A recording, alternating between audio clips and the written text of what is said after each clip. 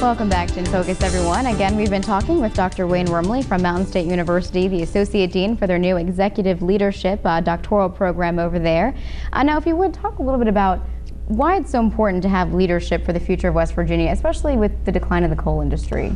Well, it's very clear that West Virginia has had strong leadership over time. You look at Bob Byrd, you look at your current governor and Jay Rockefeller and so forth. And one of the things that has struck me just in being here since January is that it's going to be very important for West Virginia to have leaders that are really thinking for the future and what happens beyond the supply of coal.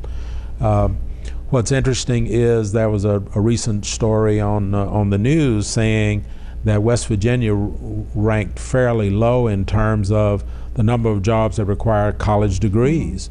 And that obviously is going to impact the economy. And that's not to say there's anything wrong with coal. The problem is it's a finite resource.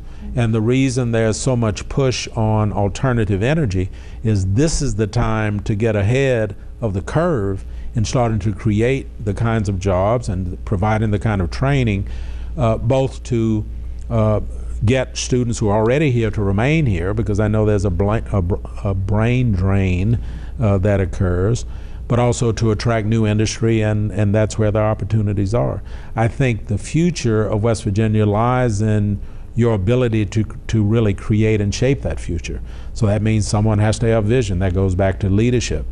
I think it's very interesting when you look at the educational opportunities, when you look at the kinds of things that are going on. This is the time. People don't always realize that the competition out there for talent is really global. And as you look at China, as you look at India and those countries and what they are doing in terms of the future, people don't realize how long it takes to actually plan for that. Mm-hmm. And the example I give is China. And people remember Mao Zedong and the Red Guard and all of the problems. It's a huge country, you know, 5,000-year history, billions of people.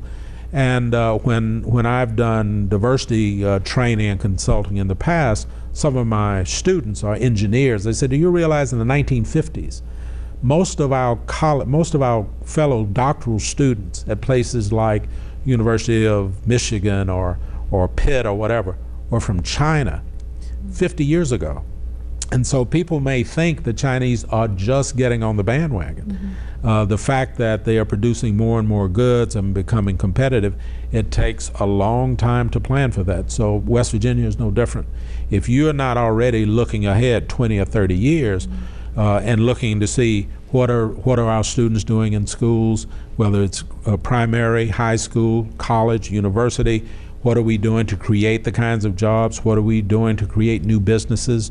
Again, you'll be left behind, because the global competition out there is fierce. And if you look at who's in science and engineering, many of them coming from international settings, more and more are staying in their own countries and going to school, whether it's in India or in the Middle East and so forth. So again, we can find ourselves left behind. Yeah, which is what seems so amazing that now in Southern West Virginia we have this doctoral program. Right. I think, like we said before, it's the first one in this area. That's right.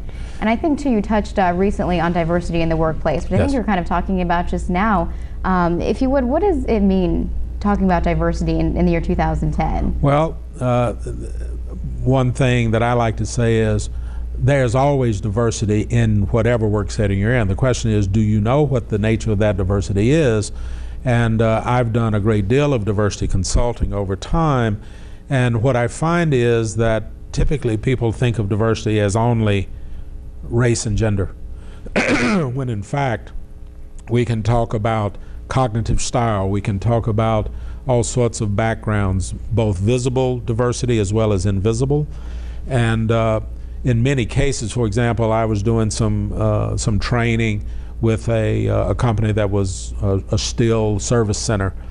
And what they found was, as their employees were retiring, they were hiring new employees, high school background, and productivity was going up, and they couldn't understand. And it turned out that many of the older workers were illiterate. They didn't know it. It was invisible diversity. And so the way those employees learned was someone told them, and they were smart, they were good, they were hardworking. But it's different than if you know how to read and you can communicate in certain ways. And so in many cases in our work settings, we don't always understand that diversity is present. And the question is, who's disadvantaged? Who is not able to achieve their full potential just because we don't recognize that there's some aspect of diversity, some dimension that is playing out in this work setting. So the goal really is, can I create a work environment, can I create an educational environment where everyone can achieve their full potential? So how do you do that? And part of it requires you to be really thinking consciously about diversity and what aspects might be disadvantaging people and what do I need to give them a better opportunity. What about diversity specifically in West Virginia? Anything that they need to focus on more to try to capitalize on their diversity? Well, again, there's all sorts of diversity that we observe. For example, Mountain State has a fairly large international student population. And in West Virginia, I'm not sure they always embrace fully individuals who come from an international background. And sometimes we are under the mistaken impression that, oh, you know, they're not smart, or they don't really know the way we do it here. And in fact, many of them speak multiple languages. Many of them have all sorts of skills and expertise that we don't appreciate. And so I'm not sure we always tap or take advantage of in a positive way what people bring who come from other places.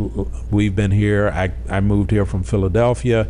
I grew up in Louisiana. I've lived in other parts of the country. And so I always pay attention to how long does it take me to feel comfortable in a setting? And do people welcome you, and do people really understand that you are here to maybe contribute something and bring something that may benefit them? Definitely an interesting topic. We're just about out of time, but I want to ask you, when is the next group of students going to be able to sign up? Because I think the next one is starting now in June. So it's going to be next fall? Or? We will have new cohorts starting in October. All right. And so every year will be there will be October cohorts, February, and June. So keep those three times. Thanks so much for sharing all this with us. Thank you. And thank you all so much for joining us this week. We'll see you again next week.